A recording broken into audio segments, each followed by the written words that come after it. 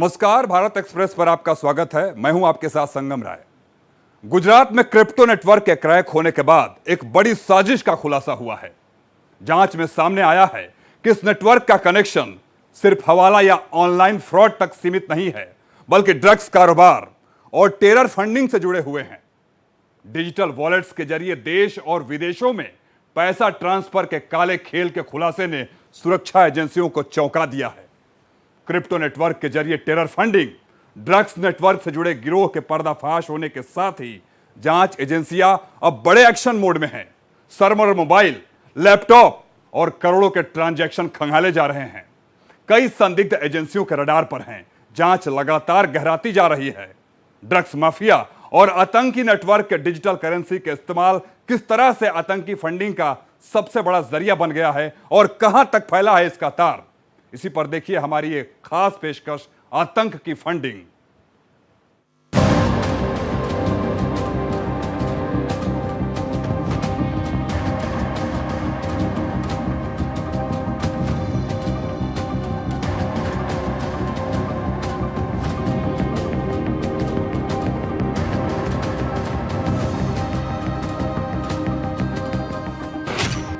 Gujarat CID का बड़ा action.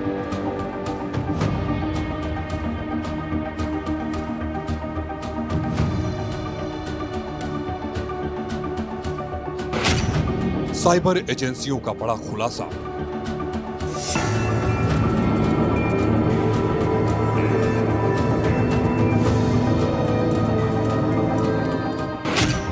$226 crore का crypto connection.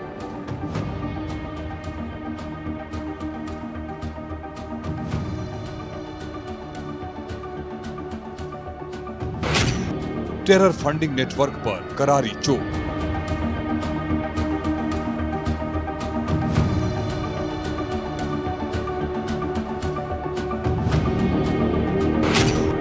$935 cyber fraud case से जुड़े तार।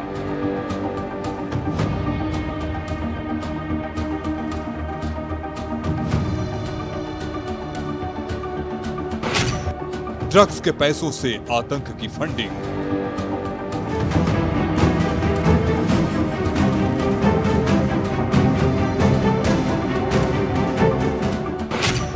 गुजरात में बड़ा क्रिप्टो रैकेट ध्वस्त।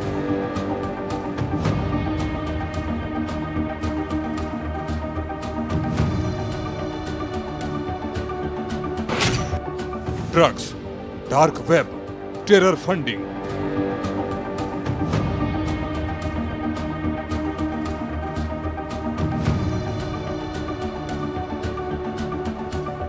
क्या क्रिप्टो करेंसी अब आतंक की फंडिंग का नया हथियार बन चुकी है? डार्क वेब, ड्रग्स तस्करी और हवाला के जरिए भारत से विदेशी आतंकी संगठनों तक पैसा पहुंचाया जा रहा था। और क्या गुजरात से ऑपरेट हो रहा एक नेटवर्क हमास और हूती जैसे संगठनों से जुड़ा था? इन सवालों ने देश की सुरक्षा एजेंसियों की चिंता बढ़ा दी है। गुजरात सीआईडी की तरफ से 226 करोड़ के अंतर्राष्ट्रीय क्रिप्टो नेटवर्क का भंडाफोड़ किया गया है। जांच एजेंसियों का दावा है कि ये नेटवर्क डार्क वेब पर ड्रग्स बिक्री, साइबर फ्रॉड और हवाला कारोबार से भी जुड़ा हुआ था। अधिकारियों के मुताबिक पैसा पहले क्रिप्टो करेंसी में बदला जाता था, फिर अलग अलग वॉलेट्स के जरिए ट्रांसफर और आखिर में हवाला नेटवर्क के जरिए कैश में बदला जाता था। इस नेटवर्क में आरोपी मुख्य रूप से मोनेरो, बिटकॉइन और यूएसटीडी जैसी क्रिप्टो करेंसी का इस्तेमाल कर रहे थे। एक्सपर्ट्स के मुताबिक मोनेरो जैसे प्राइवेसी कॉइन को ट्रैक करना बेहद मुश्किल होता है, क्योंकि इसमें ट्रांजैक्शन डिटेल्स छिपी होती हैं। जांच एजेंसियों के मुताबिक इस नेटवर्क के तार विदेशी संदिग्ध संगठनों से जुड़े हैं। जांच में सामने आया कि नेटवर्क के कुछ क्रिप्टो वॉलेट्स का कनेक्शन फिलिस्तीनी आतंकी संगठन हमास, यमन के हूती संगठन और ईरान समर्थित IRGC QF नेटवर्क से जुड़े अकाउंट्स से था। जांच एजेंसी के मुताबिक इन वॉलेट्स पर पहले अंतर्राष्ट्रीय निगरानी एजेंसियां अलर्ट जारी कर चुकी थी। मामले में अब तक 9 लोगों को गिरफ्तार किया गया है। हमने उन 10 वॉलेट का डिटेल मांगा। 10 में से एक वॉलेट इंडिया का था और गुजरात का निकला। वो वॉलेट का ऑनर था मोहसिन मुलानी। उसको ड्रग नेटवर्क से करीबन 2.5 लाख रुपए आए थे। फिर हमने उसका पूरा वॉलेट एनालिसिस किया तो हमें पता चला कि और 9 वॉलेट जो कि इंडिया के हैं वो इस वॉलेट से ट्रांजैक्शन में और अलग अलग क्लस्टर में जुड़े हैं। जब हमने उन सभी का एनालिसिस करना शुरू किया तो मोहसिन मुलानी को जो पैसे आ रहे थे वो आ रहे थे मोहम्मद जुबैर पोपटिया से। पकड़े गए आरोपियों में मुख्य आरोपी अहमदाबाद के सरखेज में रहने वाला मोहसिन है, जो ब्रिटेन में 2023 से ड्रग्स के कारोबार से जुड़ा है। वो टेलीग्राम ग्रुप और अन्य ऑनलाइन डार्क वेब के जरिए ब्रिटेन में ड्रग्स के ऑर्डर लेता था। इस नेटवर्क के क्रिप्टो वॉलेट्स में बेहद चौंकाने वाले अंतर्राष्ट्रीय लिंक मिले हैं। जांच में ऐसे सबूत सामने आए हैं जिनसे पता चलता है कि इन वॉलेट्स में अमेरिका के office of foreign assets control OFAC द्वारा प्रतिबंधित संगठनों और संस्थाओं से जुड़े खातों से फंड ट्रांसफर हुआ था। ये जुबैर का जो वॉलेट था हमने उसका एनालिसिस किया तो सरप्राइजिंगली हमारे ध्यान पे ये आया कि इजराइल ने के जो NBCTF है, काउंटर टेररिज्म फाइनेंसिंग यूनिट जो है, उसने 2025 में 82 वॉलेट्स सीज कर रखे थे ऑर्डर से। वो 82 वॉलेट अल काहिरा से कनेक्टेड थे जो टर्की में बिजनेस दिखा के हमास को फंडिंग प्रोवाइड करता था। उस वॉलेट में से सीधा पैसा ये मोहम्मद जुबैर पोपटिया के वॉलेट में आ रहा था। फिर ये मोहसिन मुलानी और ये जो अलग अलग एक्यूज हमने पकड़े हैं उनके वॉलेट में आ रहा था। एक ये पहला इनका टेरर लिंक जो डायरेक्ट टेरर फाइनेंसिंग लिंक हमें मिला। इस जांच में एक ऐसे नेटवर्क का खुलासा हुआ है जो अहमदाबाद, मुंबई और करनाल जैसे भारत के कई शहरों में एक्टिव था। इस नेटवर्क का अंतर्राष्ट्रीय आपराधिक गिरोहों, डार्क वेब पर चलने वाले ड्रग्स बाजारों और टेरर फाइनेंसिंग के आरोपी संगठनों से रिश्ता होने की पुष्टि की गई है। सबसे अहम बात यह है कि फंड का ट्रांसफर किसी बाहरी चैनल से नहीं बल्कि आरोपियों के खुद के नियंत्रित वॉलेट से किए गए थे। यानी आरोपी सीधे तौर पर इन संदिग्ध अंतर्राष्ट्रीय नेटवर्क्स के संपर्क में थे और फंड मूवमेंट को खुद संचालित कर रहे थे। पूरे मामले की शुरुआत तब हुई जब गुजरात CID क्राइम के साइबर सेंटर ऑफ एक्सीलेंस ने एक संदिग्ध भारतीय IP एड्रेस को ट्रैक किया। जांच में पता चला कि उस IP से जुड़े क्रिप्टो वॉलेट में dark web drug market Artemis lab से लगातार ट्रांजैक्शंस हो रहे थे। जांच के दौरान अधिकारियों ने पाया कि उस IP से जुड़े crypto wallets dark web platforms और संदिग्ध विदेशी खातों से लगातार जुड़े हुए थे। ब्लॉकचेन ट्रैकिंग और डिजिटल फोरेंसिक के जरिए जांच एजेंसियां अहमदाबाद निवासी मोहसिन सादिक मुलानी तक पहुंची। इसके बाद पूरे नेटवर्क का खुलासा होना शुरू हुआ। तो इस हिसाब से सबका ट्रांजैक्शन देखे, सबका कनेक्शन देखे और इस हिसाब से हमने 9 एक्यूज को पकड़े। ड्यूरिंग द इंटरोगेशन जो मेन लिंक था मोहसिन मुलानी, जिसका आर्टेमिस लैब से सीधा कनेक्शन था, उसके इंटरोगेशन में उसने रिवील किया कि वो यहाँ बैठे बैठे टेलीग्राम और डार्क वेब के जरिए UK से ऑर्डर लेता था ड्रग्स का। फिर वो ऑर्डर पास करता था जुबैर को और UK बेस्ड एक उसका दोस्त या पार्टनर है सलमान अंसारी, उसको करता था और वो लोग वहाँ से ड्रग की डिलीवरी करा देते थे और ये पैसा क्रिप्टो में इसके पास आता था, मोहसिन के पास या तो डायरेक्ट आता था या सलमान और जुबैर के जरिए आता था। सो ऐसे ड्रग्स का फंडिंग आता था। फिर उसमें और जांच की तो पता चला कि सलमान ऑलरेडी UK में कन्विक्ट हो चुका है। 2024 में उसको 6 साल की सजा पड़ी है और ये जेल में बैठे बैठे भी अपना नेटवर्क कम्युनिकेशन के जरिए चला रहा था। सो एक ऑफेंस हो गया ब्रिटेन में। इजराइल ने भी जो भी वॉलेट घोषित किए हैं अपने 2025 की लिस्ट में उससे, और ऑफेक ने जो एंटिटीज डिक्लेयर की उन सभी से पैसा जो है वो इन लोगों के फंड में आ रहा था। रिपोर्ट के मुताबिक ये नेटवर्क डार्क वेब पर ड्रग्स बिक्री, साइबर फ्रॉड और हवाला कारोबार से जुड़ा हुआ था। टेलीग्राम और एनक्रिप्टेड चैट प्लेटफॉर्म्स के जरिए ऑर्डर और भुगतान लिए जाते थे। टेरर फंडिंग का Dubai connection, Gujarat CID crime की जांच में सामने आए खुलासों ने सुरक्षा एजेंसियों की चिंता बढ़ा दी है। जांच एजेंसियों के मुताबिक 226 करोड़ के क्रिप्टो ट्रांजैक्शन वाले इस नेटवर्क का सबसे बड़ा ऑपरेशन दुबई से संचालित हो रहा था। दुबई से क्रिप्टो वॉलेट्स कंट्रोल किए जाते थे, वहीं से हवाला चैनल मैनेज होते थे और अंतरराष्ट्रीय ट्रांजैक्शंस को अंजाम दिया जाता था। पूरे नेटवर्क का मास्टरमाइंड मोहम्मद जुबैर पोपटिया को माना जा रहा है, जो दुबई से इसको ऑपरेट कर रहा था। रिपोर्ट के मुताबिक दुबई में बैठा मास्टरमाइंड मोहम्मद जुबैर पोपटिया इस पूरे नेटवर्क को ऑपरेट कर रहा था। उसके कुछ वॉलेट्स को पहले इजराइल की national bureau for counter terror financing ने फ्रीज भी किया था। ये नेटवर्क भारत, दुबई, ब्रिटेन, तुर्की, गाजा, रूस और यमन तक फैला हुआ था। रिपोर्ट के मुताबिक ये नेटवर्क केवल साइबर फ्रॉड तक सीमित नहीं था, बल्कि इसके तार ड्रग्स तस्करी, हवाला कारोबार और आतंकवादी संगठनों की फंडिंग से भी जुड़े हुए हैं। अभी नारकोटिक कंट्रोल ब्यूरो ने कैप्टा गन सीज किया, काफी मात्रा में सीज किया है, जिसको जिहादी ड्रग बोलते हैं। ओरिजिनली ये ड्रग मेडिसिन के लिए यूज होती थी 60s में, लेकिन बाद में देखा गया कि ये ड्रग जिहादी यूज कर रहे हैं, टेररिस्ट यूज कर रहे हैं, क्योंकि ये ड्रग टेररिस्ट को और जिहादियों को मेंटली और फिजिकली स्ट्रेंथ देती थी, लड़ने के लिए कैपेसिटी देती थी, काफ़ी अच्छी तरह डेडिकेटेड वे में वो लड़ते थे। इसलिए ये ड्रग का मिसयूज होने लगा। ड्रग एडिक्ट की बात नहीं है, ये नेशनल सिक्योरिटी की बात है। हर जगह एक्शन लेना चाहिए। हर पुलिस स्टेशन को अधिकार है ड्रग्स पे कार्रवाई करने के लिए। तो जितने भी पुलिस स्टेशन स्टाफ है, सबको सीरियसली इसमें काम करना चाहिए। जो भी एंटी नार्कोटिक यूनिट्स बना रखी हैं स्टेट पुलिस ने, यूटी पुलिस ने, उनको भी एक्शन लेना चाहिए। इसके अलावा नार्कोटिक कंट्रोल ब्यूरो जो एक्शन लिया है, इस मुहिम को इनको कंटिन्यूस करना चाहिए। ये नहीं कि एक केस पे सिमट जाएं, और जो भी इन पे एक्शन है, जो भी ड्रग में इन्वॉल्व है, उसके खिलाफ सख्त से सख्त कार्रवाई होनी चाहिए। एजेंसियों के मुताबिक दुबई से क्रिप्टो चैनल ऑपरेट किए जा रहे थे, ब्रिटेन तक ड्रग्स सप्लाई नेटवर्क फैला था और कई देशों में फैले खातों के जरिए फंडिंग की जा रही थी।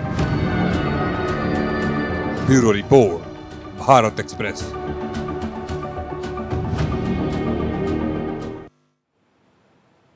देश में पहले भी कई बड़े क्रिप्टो फ्रॉड और टेरर फंडिंग मामले सामने आ चुके हैं।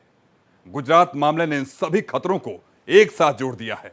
डार्क वेब, ड्रग्स तस्करी, हवाला और आतंक फंडिंग का एक ऐसा नेटवर्क जिसने एजेंसियों को हाई अलर्ट पर लाकर रख दिया। देखिए खास रिपोर्ट।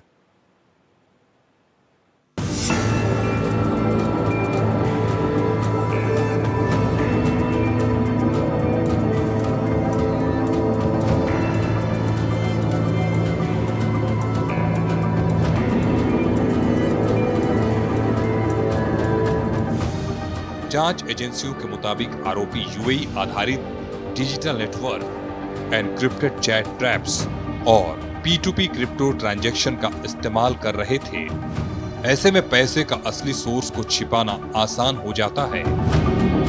ट्रांजैक्शन कई दशों से होकर गुजरते हैं और जांच एजेंसियों के लिए ट्रैकिंग मुश्किल हो जाती है।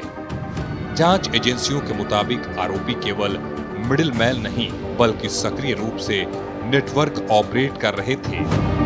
इसमें एक बहुत बड़ा फ्रॉड ये चल रहा था कि आप एसटीए के लोगों को समझाया जाता था कि वो एक्चुअली बेसिकली क्रिप्टो कॉइन में इन्वेस्ट कर रहे हैं और उनको अपने अंदर अधिक से अधिक मेंबर बनाने हैं और उनको अधिक से अधिक बोनस मिलेगा। इसमें हमने इसके जो इंडिया के जो हेड हैं गुरतेज सिद्धू, उनको अरेस्ट किया गया गंगानगर राजस्थान से, और इसका जो एक वर्ल्ड हेड बताया जाता है डेविड गेज, वो अभी इंडिया में है नहीं, पर उसके अगेंस्ट एविडेंस उसकी तलाश भी जारी है। हमने उड़ीसा में भी उड़ीसा के जो हेड हैं इसके, उसको भी, निरोध को भी पकड़ा है। ब्रिटेन में ड्रग सप्लाई नेटवर्क, दुबई में फंड कंट्रोल और भारत में क्रिप्टो ऑपरेशन एक दूसरे से जुड़े हुए थे। इस नेटवर्क से जुड़े बिनांस P2P अकाउंट्स, बैंक खाते और डिजिटल वॉलेट्स देश भर में दर्ज हैं साइबर ठगी के पैसों को साफ करने, हवाला ट्रांसफर और विदेशी नेटवर्क्स तक रकम पहुंचाने का जरिया भी बन चुका था। जांच में सामने आए 935 साइबर फ्रॉड मामलों के बाद अब कई राज्यों की साइबर पुलिस यूनिट्स को भी अलर्ट किया गया है। अधिकारियों का मानना है कि आने वाले दिनों में और गिरफ्तारियां हो सकती हैं। कई नई क्रिप्टो वॉलेट्स सामने आ सकते हैं और अंतर्राष्ट्रीय नेटवर्क से जुड़े नए खुलासे हो सकते हैं। एक नशे को बेचने के लिए जो है कुछ लोग मैदानगढ़ी थाने के इलाके में जो है आ रहे हैं। उनको पकड़ने के लिए एक साझा ट्रैप लगाया गया, जिसमें मैदानगढ़ी थाने की टीम ने बहुत अच्छा काम करते हुए 2 फॉरेन नेशनल्स यानी जो नाइजीरिया से वास्ता रखते हैं उनको पकड़ा है और इसमें जो है अभी आगे छानबीन कर रहे हैं। उनके पास से हमें जो है अभी तक जो रिकवरी हुई है वो 102 ग्राम कोकेन, जिसकी अगर मूल्य देखा जाए तो बाजार में करीब 1 करोड़ रुपए, उसके साथ ही MDMA 13 ग्राम जो करीब करीब 2 लाख रुपए की होगी, और मेथाकोलोन 85 ग्राम यानी 85 ग्राम्स जो है इंटरमीडिएट क्वांटिटी में रिकवर हुआ। ओवरऑल मिला के इसमें 2 कमर्शियल क्वांटिटी की रिकवरी और 1 इंटरमीडिएट क्वांटिटी की रिकवरी इस केस में हुई है। ये दोनों जो है नाइजीरिया का से वास्ता रखते हैं और दोनों जो है अभी तक जो हमारी छानबीन है उसमें पाया गया है कि ये ओवरस्टेइंग फॉरेनर है, तो इनके खिलाफ जो है फॉरेनर्स एक्ट में भी कार्रवाई की जा रही है। इसमें हमारी टीम जो कि ACP महरौली की सुपरविजन में और SHO महरौली हमारे प्रहलाद जी की सुपरविजन में जो है SHO मैदानगढ़ी की सुपरविजन में SI Narendra Kumar, ASI Radha Kishan, head constable Ravi, head constable Anup, head constable Rajendra और हेड कांस्टेबल विनोद, इसने टीम ने जो है इनको इंटरसेप्ट किया और इनको पकड़ करके इनसे ये रिकवरी की है। इसमें इनके द्वारा यूज की गई एक स्कूटी जो कि एक एक्टिवा है ग्रे कलर की, उसको भी हम लोगों ने सीज किया है। एजेंसियां अब इस बात की जांच कर रही हैं कि क्या इस नेटवर्क का इस्तेमाल भारत में आतंकी गतिविधियों के लिए फंड जुटाने में हुआ, क्या साइबर ठगी का पैसा विदेशी संगठनों तक पहुंचाया गया और क्या देश के अलग अलग हिस्सों में बैठे लोग इस नेटवर्क के लिए फाइनेंशियल चैनल का काम कर रहे थे। ये नेटवर्क केवल गुजरात या कुछ चुनिंदा शहरों तक सीमित नहीं, बल्कि उसका जाल देश भर में फैले होने की आशंका है। लिहाजा जांच एजेंसियां अब इस पूरे सिंडिकेट की बड़े लेवल पर जांच में जुट गई हैं। अलग अलग राज्यों से जुड़े बैंक खातों, क्रिप्टो वॉलेट्स, P2P ट्रांजैक्शन और संदिग्ध डिजिटल ID की जांच की जा रही है। एजेंसियों को आशंका है कि ये नेटवर्क साइबर फ्रॉड, हवाला, डार्क वेब ड्रग्स कारोबार और टेरर फंडिंग के लिए देश भर में अलग अलग मॉड्यूल के जरिए काम कर रहा था। ये अभी हाल ही का केस है, तो अभी इन लोगों का जो है पुलिस कस्टडी रिमांड लिया गया है न्यायालय से, और इसमें जो है अभी हम लोग अभी अन्वेषण कर ही रहे हैं कि ये लोग क्या सोर्स था इन लोगों का और कैसे ये लोग इसको लेकर के आए और इनके साथ कौन और इन्वॉल्व है। दिल्ली के कौन से इलाके में? ये अभी तक जो है ये वेरीफाई किया जा रहा है कि इनका क्या एग्जैक्ट एरिया था, कहाँ रहते थे, क्योंकि अभी तक जो है इनको सिर्फ पकड़ा गया है और ये बेचने के लिए जो है मैदानगढ़ी के इलाके में आए थे, जो हमारे पास अभी तक इन्फॉर्मेशन। सर मार्केट वैल्यू की बात की जाए तो इस टोटल मादक पदार्थों टोटल मिलाकर के करीब 1 करोड़ 20 लाख रुपए तक की जो है इसकी मार्केट वैल्यू आप लगा सकते हैं। बिल्कुल, दिल्ली पुलिस जो है वो भारत सरकार के निर्देशों के तहत जो है मादक पदार्थों के खिलाफ बिल्कुल एक मुहिम चलाई हुई है और दिल्ली और बाकी जगहों से जो है नशे का कारोबार खत्म करने के लिए हम सब लोग जो है बिल्कुल बाध्य हैं। ये नेटवर्क ऑनलाइन ठगी, फिशिंग और डिजिटल स्कैम के पैसों को भी लॉन्डर कर रहा था।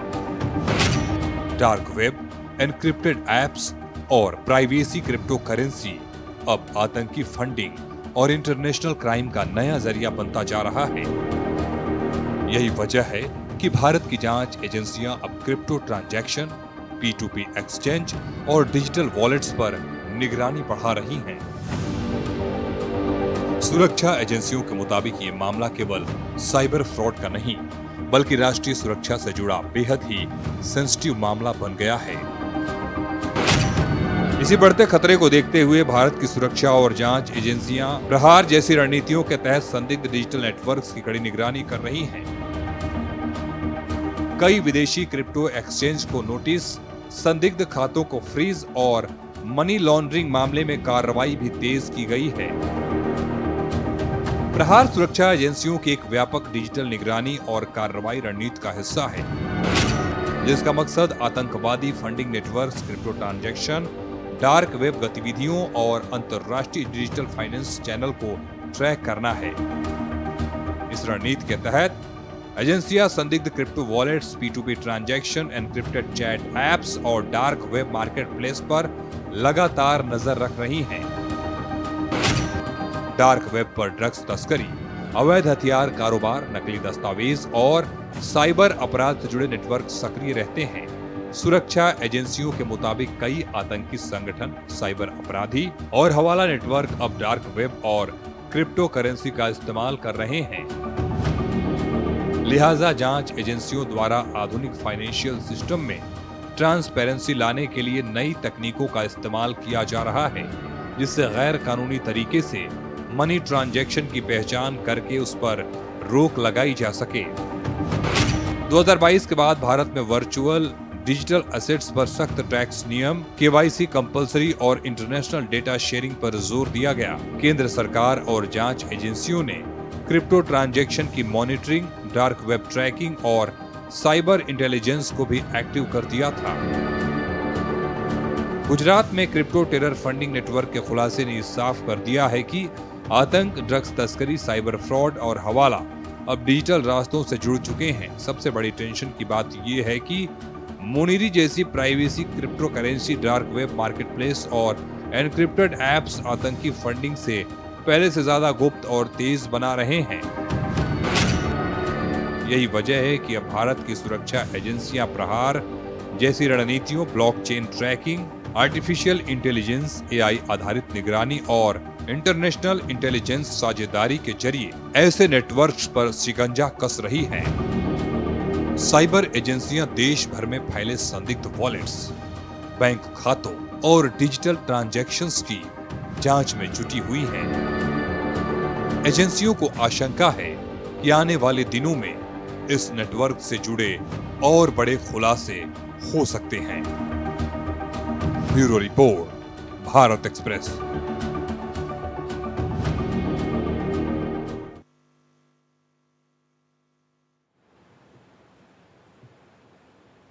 डिजिटल भविष्य की क्रांति माने जाने वाला क्रिप्टो मौजूदा दौर में आतंक, ड्रग्स और इंटरनेशनल क्राइम का सबसे खतरनाक नेटवर्क बन गया है। डार्क वेब, एनक्रिप्टेड चैट्स और अनट्रेस्ड डिजिटल वॉलेट्स वो नया हथियार बन चुके हैं जिनसे आतंकी नेटवर्क अपनी जड़ें मजबूत कर रहे हैं। गुजरात CID के खुलासे के बाद से जांच गहराती जा रही है। सबसे बड़ा सवाल यह है कि क्या भारत एक नए साइबर क्राइम और क्रिप्टो वॉरफेयर के दौर में शामिल हो चुका है? एजेंसियां अब इस नेटवर्क के हर उस शख्स तक पहुंचने की कोशिश में हैं जो आतंक की फंडिंग की काली दुनिया से जुड़ा है। आतंक की फंडिंग की हमारी इस खास पेशकश में इतना ही। देश और दुनिया के तमाम खबरों के लिए बने रहिए भारत एक्सप्रेस के साथ।